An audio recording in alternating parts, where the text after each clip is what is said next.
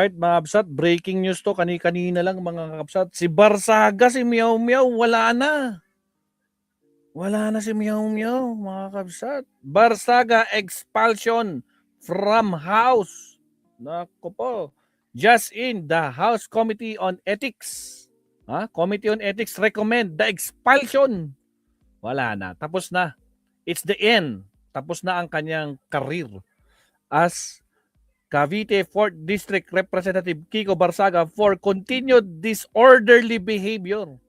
Committed fines Representative Francis Kiko Barsaga of 4th District of Cavite to have committed disorderly behavior and demonstrated conduct of unbecoming of a member of the House Representative by a violation Section 141 and Rule 20 of the Rules of Section 4. A and B, Republic of the Philippines, the Act 6713, with the representatives having met the 60-day suspension. Two instances, the committee considered that another penalty of suspensions will be likely deter their improper behavior, which continuously reflects negatively on the image of the House of Representatives. House Ethics Committee Chair, J.C. Abalos. Kubo, talagang kwan na. Goodbye na. Wala na. Tapos ang maliligayang araw nito, mga kabsat, Diyos ko po. Di ba? Wala na, resign na. Diyos ko po. Pero yung kwan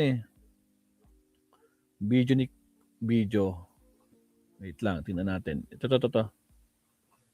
Yung video kanina. Ay, grabe to, Ang sabi niya? Pasensya ka na, Kiko. Ikaw ay pusang ina mo rin.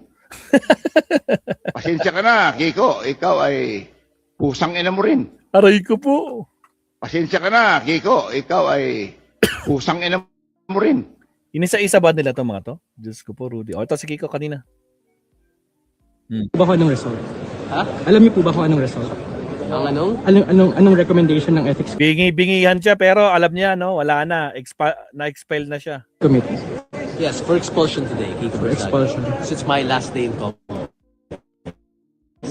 Okay. So I'm saying my goodbyes to my fellow colleagues at sinasabi ko sa kanila, wag na masyadong magnakaw. Sige pa. Thank you. Bye-bye mga crocodile. Wala Baka na. nung result. Wala na. Ganyan talaga. Deserve mo yan. Okay, si Sabam. Tragis. Meron dito wait lang. Kiko Barzaga. Nako. Senator Jinggoy din. Bakit Jinggoy?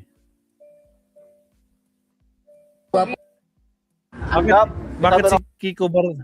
Bakit ba? Saan na yun? Hi, Liam! Ibang Barsaga naman to. Wait lang. Congressman Barsaga. Hindi si Nino Barsaga. With 265 members voting. Grabe. 265 ang bumoto. With 265 members voting in the affirmative, 14 in the negative, and 8 abstentions. The findings and recommendations contained in Committee Report number 298 are hereby adopted. Madam Chair, Representative Barsaga is hereby notified of the action taken by the House on Committee Report number 298. With 260 Grabe. Wala na. I've been using Tapos, GPS drone. ngayong araw, ni Kiko Barsaga. Representative Kiko Barsaga is expelled with a vote of 265, 14, and 8 abstention. The House Committee has expelled Congressman Kiko Barsaga, the son of longtime Congressman Elpidio Barsaga Jr.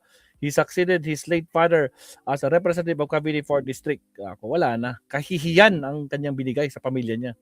Diyos ko po, Rudy. Wala na. Ganyan, wag na yan. Wala na. Tapos na. Goodbye, meow meow. Goodbye.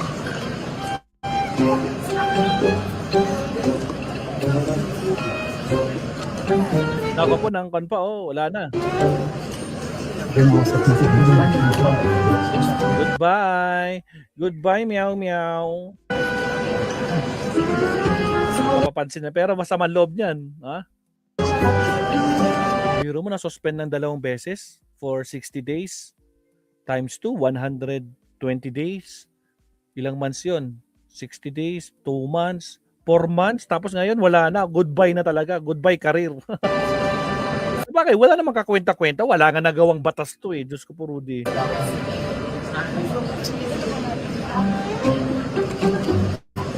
Akala niya may pumapansin sa kanya, no? Napaka-cute lang. Basta, like 3-4 interviews later. Meow, meow.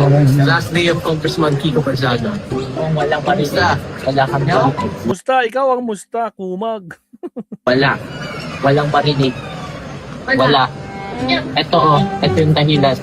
Wala na. May disorder talaga to. Mga kapsat, may disorder talaga to. Diba, J.O. Fris? Ay, Diyos ko po, Rudy. Wala na. Iyakan na. O ano, nag-live ba to? O ano to? Kiko Barzaga, keep on telling your story with your people. Ano sasabi niya? My parting message.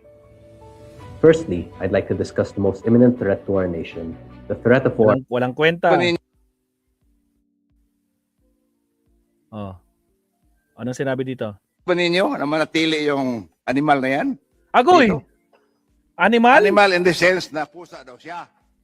Hindi yung animal na animal siya. Hindi. Hindi ba pusa ka? O ayun, kita mo. So dapat kung maaari, maraming nagdedepensa sa kanya, hindi ko rin kayo mapigilan. Ngunit, majority po sa amin, Madam Speaker, distinguished colleague sa NPC, ay sang-ayon po na patalsikin na yan at masakit ko mang sabihin, kaibigan kong matalig na kaibigan kong tatay. Kasama ko sa Natres. Habang wala siya, ako nag-preside sa Natres. Mayroon na namang bagong kinaiinisan at kinagagalitan ang mga Duterte diehard supporters. Ay, si Bunting Tinig pala to. Diyos ko po, Rudy. Mga kapuso, pinatalsik na bilang congressman si Cavite 4th District. Mga kapuso, pinatalsik na bilang congressman si Cavite 4th District Representative Kiko Barzaga. Kasunod yan ang inihaing mga ethics complaint laban sa kanya at nakatutok live si Rafi Tima. Rafi. Ivan, sa botong 265 na pabor, 15-4 ang hindi pabor at 8 nag-abstain o hindi bumoto, ay pinatalisik na ng Kamara si Cavite 4th District Representative Kiko Barzaga. Ito ay matapos ilabas ng House Ethics Committee ang kanilang rekomendasyon sa consolidated cases ng kongresista sa Ethics Committee. Matatanda ang 2 beses pinatawan ng 60-day suspension si Congressman Barzaga dahil sa mga paglabag sa Rule 20 ng Section 141A at B ng House Rules o Unparliamentary Behaviors at Section 4AB ng Republic Act 6713 o batas sa tamang decorum o pag-uugali ng isang halal na opisyal. Dahil dito, ang rekomendasyon ng House Ethics Committee, expulsion. Ito na ang pinakamataas na penalty para sa isang ethics complaint. Ayon sa kanilang committee report, ay tila hindi na bago noong 2 60-day suspension yung naging ugali ng kongresista. Kaya sinasabi nila na hindi na ito mareremedyohan kahit expulsion na lamang ang pwedeng maging penalty para sa kongresista. Nasa loob ng sesyon, si Representative Barzaga nang basahin ng rekomendasyon para sa kanyang pagpapatalsik. Ilang kongresista naman agad ang tumayo para questionin ang rekomendasyon ng pagpapatalsik at may ilang nagsalita rin pabor sa rekomendasyon.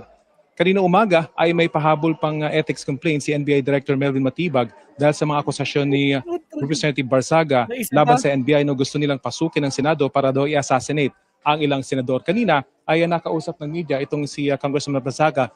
In fact, nasa likod ko pa siya ngayon at nagsasalita pa sa ilang miyembro ng media at sinabi niya na hindi raw siya nag-aalala dun sa kanyang expulsion at sa ngayon hindi pa niya pinag-iisipan kung kukwestiyonin niya ito sa Korte Suprema at kung magkakaroon pa ng eleksyon o special elections at kung ano ang kanyang mga gagawin. Sa ngayon niya ay magbabakasyon muna siya at yun ang kanyang naging pahayag na makausap ng mga miyembro ng media. So yan, Ivan, ang pinakahuling balita mula dito sa House of Representatives. Sa ngayon ay nagsasalita pa yung ilang mga kongresista patungkol dito sa kanilang naging butuhan para patalsikin ang kanilang kasamahang si Representative Kiko Barzaga. Ivan?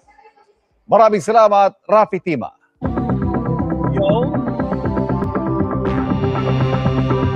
Alright, so yan na mabsat ang update mabsat no dito kay Meow Meow. Goodbye na, wala na. Alright, so maraming salamat again sa mga bagong pasok. Shoutout sa 200 plus na naiwan. Huwag kalimutan mag-like and subscribe. Last topic tayo mabsat. Here we go.